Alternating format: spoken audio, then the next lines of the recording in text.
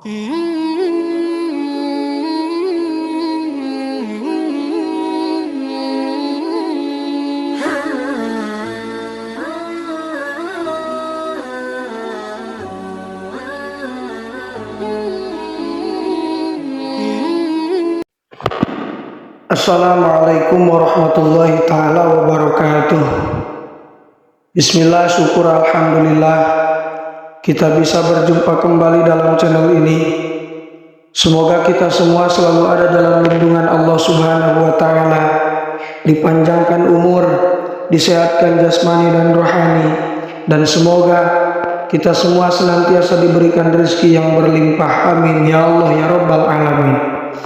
Sholawat beserta salam semoga tetap tercurah limpahkan kepada Nabi kita Nabi Muhammad Sallallahu Alaihi Wasallam. Tidak lupa kepada keluarganya, kepada sahabatnya, kepada tabi'in tabi'atnya, juga kepada kita semua selaku umatnya. Amin ya Allah ya Rabbal alamin. Allahumma sholli ala sayyidina Muhammad wa ala ali sayyidina Muhammad. Hadirin sahabat beriman yang dirahmati Allah, hari kiamat menjadi pertanda berakhirnya seluruh kehidupan manusia dan makhluk ciptaan Allah subhanahu wa ta'ala. Satu hal yang harus diyakini bahwa hari itu pasti akan datang. Wa anna sa'ata atiyatul la raiba fiha wa anna Allah yab'atsu man fil qubur. Dan sesungguhnya hari kiamat itu pasti datang, tidak ada keraguan padanya, dan sungguh Allah akan membangkitkan siapapun yang ada di dalam kubur. Quran surat Al-Hajj ayat 7.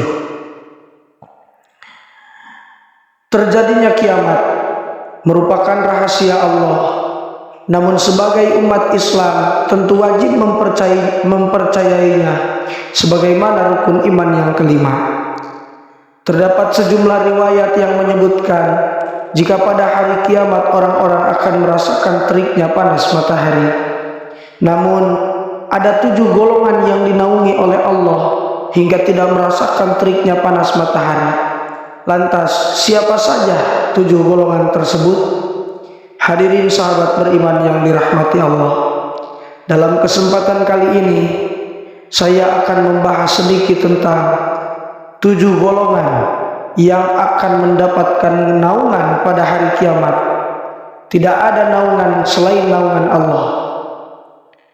Yang pertama adalah imamun adilun, yaitu pemimpin yang adil. Pemimpin yang adil adalah sosok yang memimpin dengan keadilan, mengedepankan kepentingan umum, dan menjalankan tugas kepemimpinannya dengan integritas tinggi.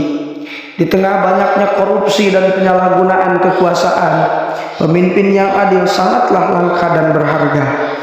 Hadirin sahabat beriman yang dirahmati Allah. Yang kedua, syabun nasa'a fi ibadatillah. Orang yang akan mendapatkan naungan di hari kiamat adalah seorang pemuda yang menyibukkan dirinya dengan ibadah kepada Allah. Pemuda ini menghabiskan waktunya untuk beribadah kepada Allah, memperkuat ikatan spiritualnya, dan mengabdikan diri dalam mengamalkan ajaran agama. Kesungguhan dan ketaatan pemuda ini dalam beribadah membuktikan ketulusan imannya kepada Allah subhanahu wa ta'ala.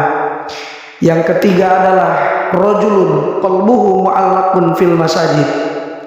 Seorang laki-laki yang hatinya terpaut dengan masjid.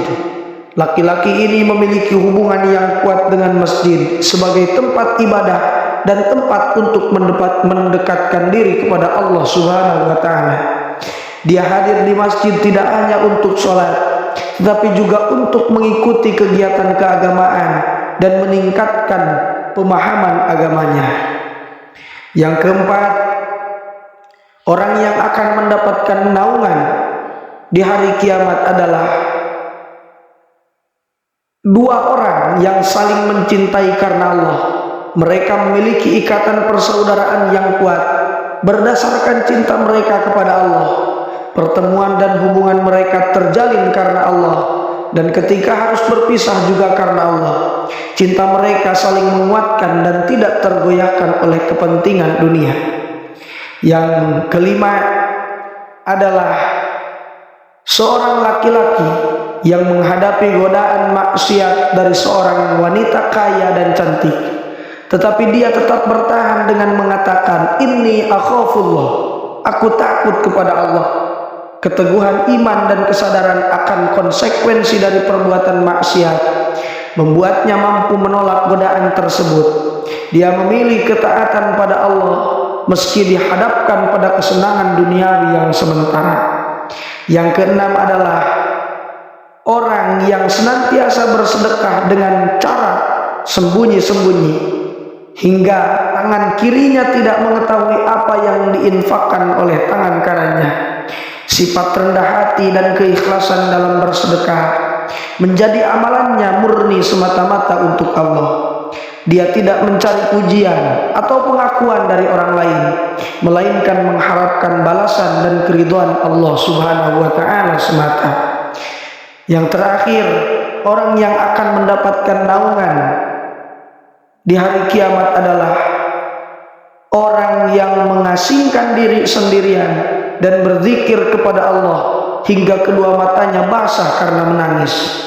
Kedalaman hubungannya dengan Allah membuatnya mencurahkan hatinya dalam berzikir dan memohon ampunannya. Kesedihannya yang tulus dan kerinduannya kepada Allah tercermin dalam air mata yang mengalir di wajahnya.